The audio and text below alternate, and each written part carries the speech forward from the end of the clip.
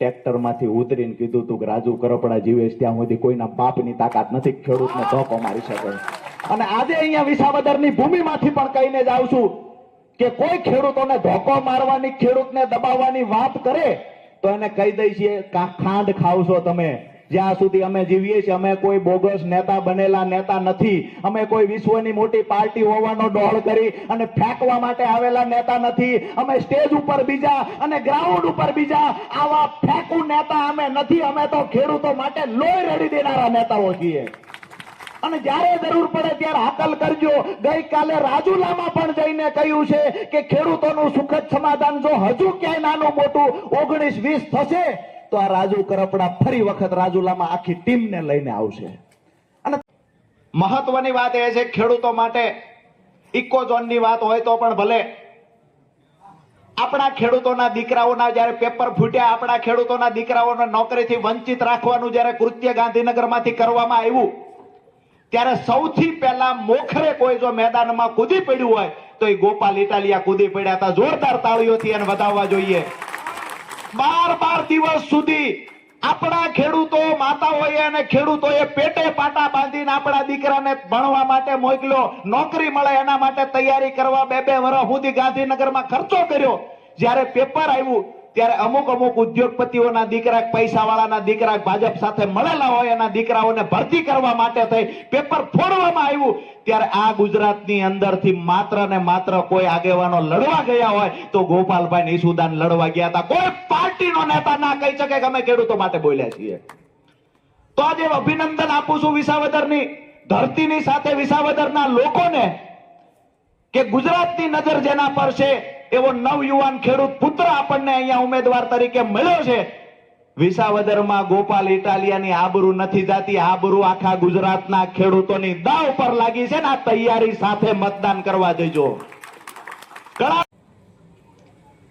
અને ઈ જ બળદ આપણો પાક ખાવા માંડે તો એને આપણે શું ચડાવવી? શીકલું. આપણે જેને મોટા કર્યા હતા એ આપણને ખાવા માંડ્યા છે, હું શીકલું ચડાવવાનો ટાઈમ આવી ગયો છે. અને આ ચીકલું ચડાવવાનું કામ ખેડૂત જ કરી શકશે. આ અહંકારી સરકારને પાડવાનું કામ ખેડૂત કરી શકશે. અને હું તો જેટલા તમારો ભલે ને હોય ચાણક્ય સાથેનો સંબંધ, પણ વિસાવદરના મતદારો ઉતારી દેશે તમારો ઘમંડ. હજુ કોઈના મનમાં વ્યામ હોય તો દ્વારકા જઈને પૂછી તો જુઓ.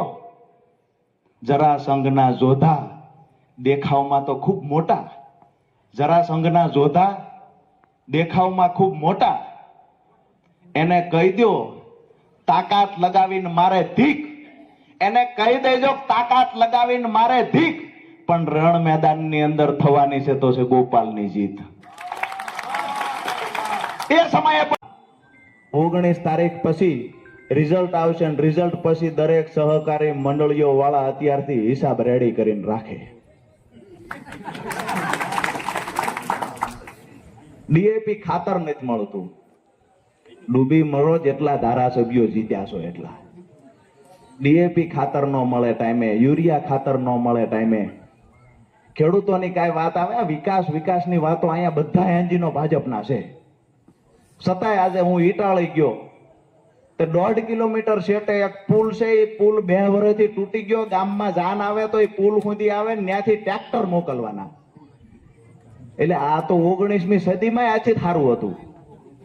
એનાથી બદતર હાલત તમે વિસાવદરની કરી છે, એનાથી બદતર હાલત તમે ભેસાણની કરી છે.